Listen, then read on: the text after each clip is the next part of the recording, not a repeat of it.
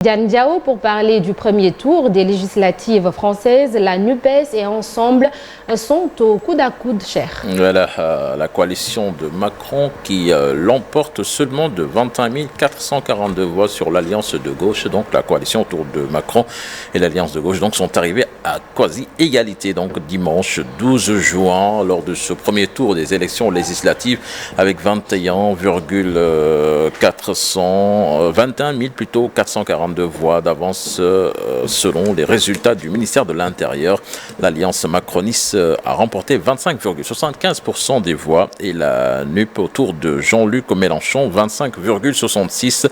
L'abstention a battu un nouveau record lors du premier tour des législatives en France, atteignant 52,49%. Donc dimanche 12 juin, dépassant ainsi le niveau du scrutin législatif de 2017, 51,3% selon les chiffres définitifs publiés ce lundi par le ministère de l'Intérieur. Et puis, nouveau pari perdu pour Éric Zemmour, quatrième à la présidentielle avec environ 7% des suffrages. L'essayiste d'extrême droite a été éliminé dès le premier tour des législatives dans le Var, après être arrivé troisième avec 23,19% des suffrages exprimés derrière la députée sortante Serène Mauborgne, 28,51%, et le RN de Philippe Letiot, 24,74%. Les résultats ne sont pas à la hauteur de nos attentes, mais nous venons de poser un drapeau dans chaque circonscription de la France, a déclaré plutôt Éric Zemmour dimanche soir dans un discours aux accents parfois victorieux malgré des résultats sans équivoque pour son parti Reconquête, qui a réuni seulement 4% des suffrages exprimés et n'a qualifié aucun de ses candidats au second tour. En Irak, les élus sadristes qui représentent la plus grande force parlementaire ont démissionné dimanche. Depuis les législatives d'octobre 2021, le pays est dans une impasse faute de majorité absolue. L'Irak n'a toujours pas de président et de gouvernement.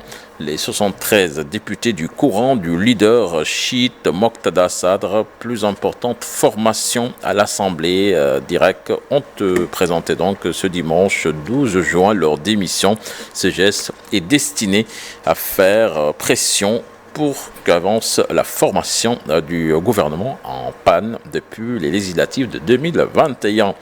Et puis pour finir, les États-Unis avec cet accord de principe rare, à minima, les sénateurs républicains et démocrates ont annoncé ce dimanche 12 juin avoir trouvé un compromis sur des mesures visant à restreindre l'accès aux armes à feu aux États-Unis, donc lancé après la fusillade d'Uvalde qui a fait 21 morts dans une école primaire du Texas. C'était fin mai. L'initiative parlementaire prévoit plusieurs cas de figure, des limitations de l'accès aux armes pour des personnes jugées dangereuses avec la vérification des antécédents judiciaires et psychologiques pour les acheteurs d'armes âgés entre 18 et 21 ans, le renforcement de la sécurité des écoles, un meilleur contrôle de la vente illégale d'armes, ainsi que le financement de programmes de soutien et d'aide psychologique. Voilà, Sornanata, c'était là l'essentiel de l'actualité internationale de ce matin.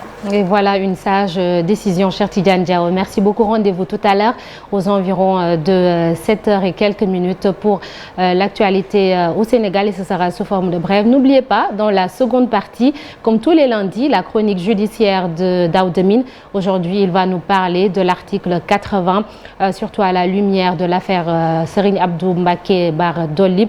Ce sera tout à l'heure et on aura comme invité Maître Moussa Diop, président de AG Jotna. Tout de suite, la une des journaux avec Chérif Dia.